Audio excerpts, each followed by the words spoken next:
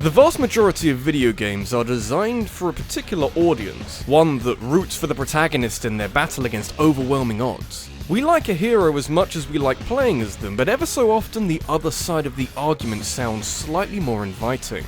Rarely out of much more than curiosity, mind you. If you have enough conviction to play a game until completion, you probably care enough about the characters in the story to not pick the evil ending. But damn, they sure are fun sometimes. Or just incredibly, overwhelmingly dickish. As long as it appeals to someone, I guess its inclusion is justified. There's every chance that concentrating on the evil actions you can take in a video game might get you down or fill your head full of the wrong ideas, in which case, you're in luck, because this video has a sponsor, and they are very wholesome. Indeed, for you see, this video is sponsored by Amino, an app that allows you access to a huge network of active communities for just about every interest and passion you can think of. That's films, manga, lifestyle tips, motorbikes, cosplay, and of course a heavy heaping of video games. It gets specific too, with there being an Amino for big franchises like Smash Bros and Pokemon, all the way down to smaller names like Hollow Knight and Doki Doki Literature Club. I've been using it for a few weeks now, and I found a load of interesting posts about Legend of Zelda theories and Super Mario artwork, as well as all manner of polls, quizzes, and discussions. The only issue is they didn't have an Amino for Spec Ops for Line. But that's okay, because you can always make your own. Best of all, everything I've mentioned is completely free from the start. So feel free to follow me on there and click the link at the top of the description if having hundreds of friendly communities at your fingertips sounds like a fun time. I've set up a poll on the general video game Amino asking you which one of these 5 endings you consider the evilest. I'll see you there, guys. Nice! Shall we do evil things now?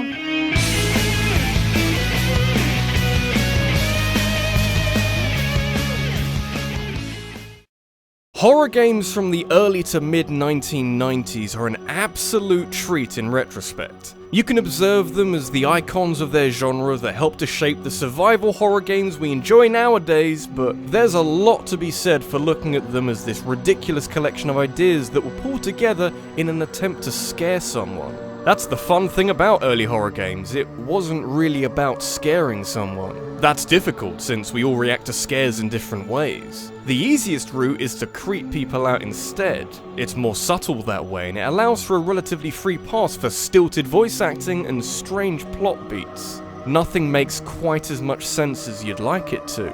Alone in the Dark has been around since 1992 and takes a lot of inspiration from that Lovecraftian world of abstract supernatural horror. Again, it comes off as more creepy than scary, and that's just fine. Fast forward 16 years to the reboot under the same name, and the creepy stuff has been traded out for stupid shit instead. On a technical level, 2008's Alone in the Dark is a very underdeveloped video game that is marred by glitches and bad camera control and just a whole myriad of issues that make it a hard game to appreciate. That being said, it is blessed, or cursed, with badly written dialogue, which means that you've always got an entertaining cutscene to watch to spur you on through a crappy driving section or, for some reason, platforming? Why would you do this? This carries over all the way to the end of the game, where possessing these 2 stones allows the devil into your body, which is what happens to your love interest. In the good ending, the protagonist turns around and walks away, which is incredibly boring and kind of lazy as a conclusion. Clearly the best option is to shoot Sarah in the head, absorb Lucifer into your body instead, and bear witness to just the best cutscene in the game. I'm the light bringer! I'm the fucking universe! You ever get to that point where you just are the fucking universe? What does that even mean? Is this really the best way of concluding 8 hours of frustrating video game? You better believe it! It does help that Alone in the Dark finally stops taking itself so seriously, and that the voice of Max Payne chews the scenery at the best possible moment. It's stuff like this that elevates a bad game above a truly awful game like Alone in the Dark Illumination. I need more camp and a lot less dead franchise.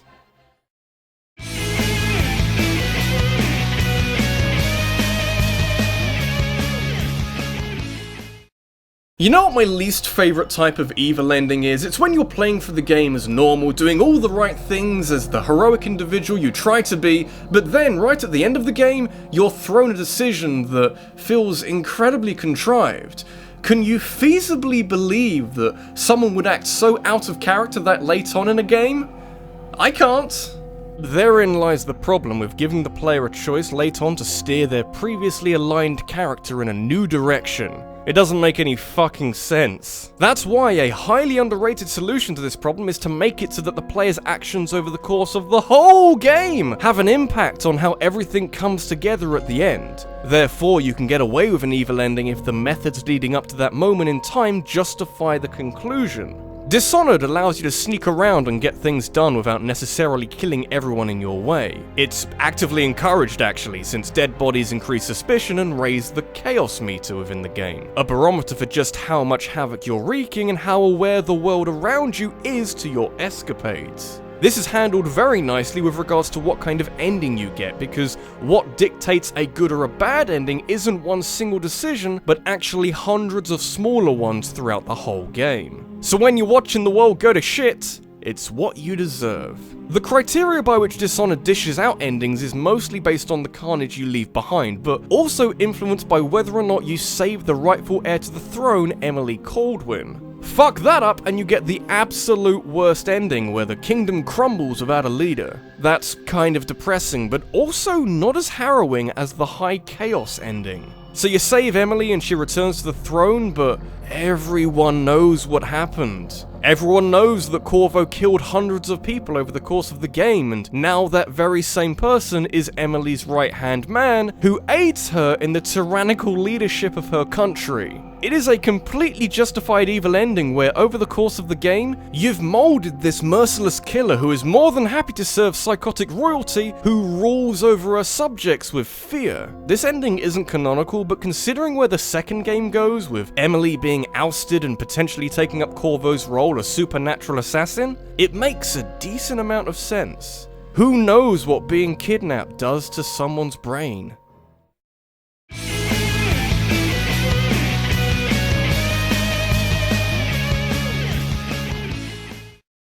Since this video is primarily focused on the bad guys getting their way and corrupting the protagonist in the process, you'd think that subject matter that grim would result in a lot of these endings being depressing to watch. That's kind of where I wanted to draw the line really, since bad endings are usually fancy ways of framing your failure, whereas seeing the protagonist embrace the darker side of life is a hell of a lot more interesting. In some cases, and with the right type of game, the evil ending will take you down a path that is far more entertaining than the intended route. Hey, if you give me a deceitful temptress as a love interest, I practically expect you to make things interesting for me. Catherine is a weird game. I have a high threshold for weirdness, but at some point in this sexy puzzle platformer, you have to weigh up which of the two Catherines you're gonna chase after. Catherine with a K, your longtime girlfriend, or Catherine with a C, this random girl you find who happens to be a succubus. As you do. The choices you make during the game affects what type of ending you watch at the end, and indeed which of the two Catherines you end up with. There are 8 endings in total, but the only one we care about today is the one you get should you decide to choose and apparently marry succubus Catherine. Turns out there's a few overlooked issues associated with settling down with a hellish being that exists only to manipulate vulnerable men. Mostly, she's not human, so you're gonna have to undergo some kind of change if you're to step foot in the underworld. Also, it might be a good idea to get her dad's blessing, which is complicated because he looks like this, but actually he seems alright, this could work. And nice, now you're king of hell with a harem of lady demons to keep you company. I do love it when a game just rolls with it. I'd almost say that the game Catherine stops caring at this point, but this is the outcome you would expect from siding with a demon. It's just a hell of a lot more fun than you'd think. I think the natural curiosity you have when choosing the evil ending is rewarded very nicely in Catherine, because everywhere else you choose the evil ending, it's all about, oh no, don't do it, you're gonna cause chaos and ruin and a whole lot of bad things for people. But here, the stakes are quite low. You can have a bit of fun with the evil ending, and the game is okay with that. It's probably not the best life lesson to take away from this game.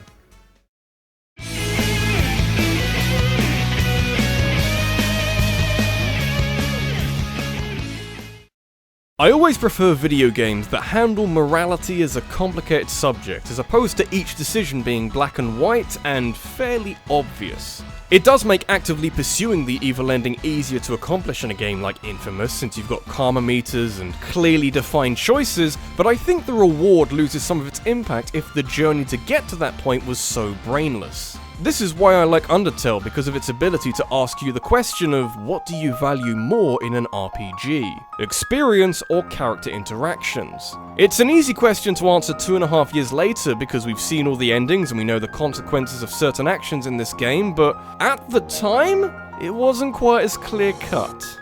Each ending in Undertale was determined by how many enemies you kill, and on your first playthrough, you're very likely to get the neutral ending pretty much regardless of what you do. You're then encouraged to go back through the game again and try not to kill anybody, at which point you'll get the true ending, which is the pacifist route, and that's fair enough.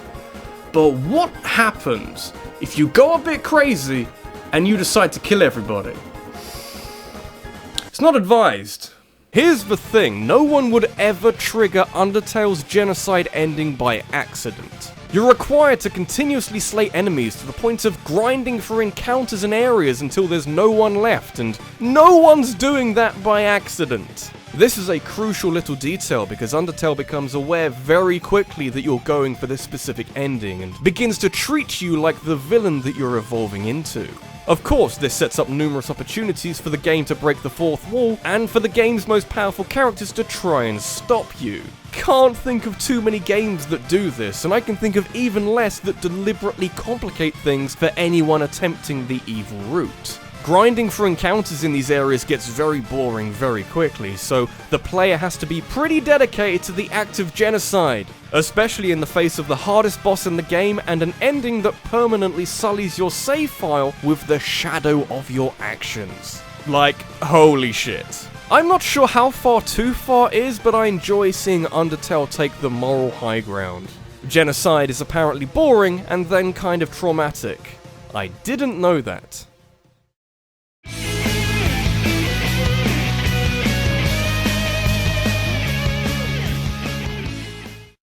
When thinking about how evil endings are worked into the framework of a video game, we shouldn't discount the possibility of a literal plot twist. This is but one of the avenues you have open to you should the main character suffer from amnesia. You can stick a plot twist in there that completely undoes all of the benevolent actions that may have been taken up to this point. Combining a dramatic reveal with the option to embrace the outcome of said reveal is a very effective way of giving the player some real control over what they want the protagonist to do in a situation like this. And it makes for some of the best plot twists in all of gaming.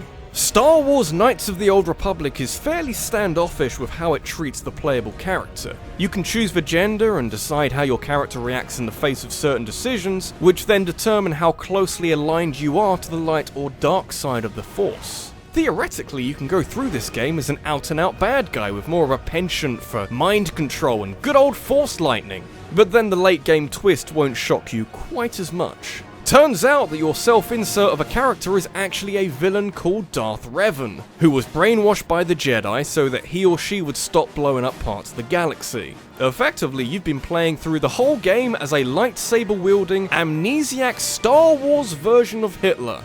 Because of course you have. This would be fine on its own, but in keeping with KOTOR and indeed Star Wars' theme of binary choice between good and evil, you are allowed to act on this plot twist and do something befitting of the most powerful Sith Lord in the galaxy. If you want, you can kill a lot of people, including many of your friends and mentors, and especially your former student Darth Malik, who was playing the antagonist up until a few minutes ago, leading to you taking your rightful place as the leader of this evil army, as the Jedi scamper away in retreat. Your reward for following the evil path is the ultimate realization of those goals. It doesn't get much better than that, really. This has been RabbidLuigi, and I feel like KOTOR's bad ending is better than the good ending because it feels just a tad more realistic. If a brainwashed bad guy suddenly realised they were fighting for the other side of the conflict in a previous life, they would more than likely feel betrayed and used by who they fought with friends and colleagues and seek revenge for that. There's an interesting moral quandary at play here about who is genuinely in the right and what is the right thing to do. This was back when BioWare knew how to make good video games.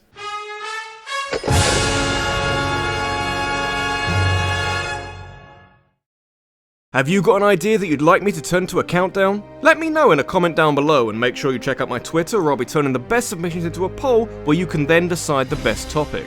Thanks for watching, and I'll see you in the next one.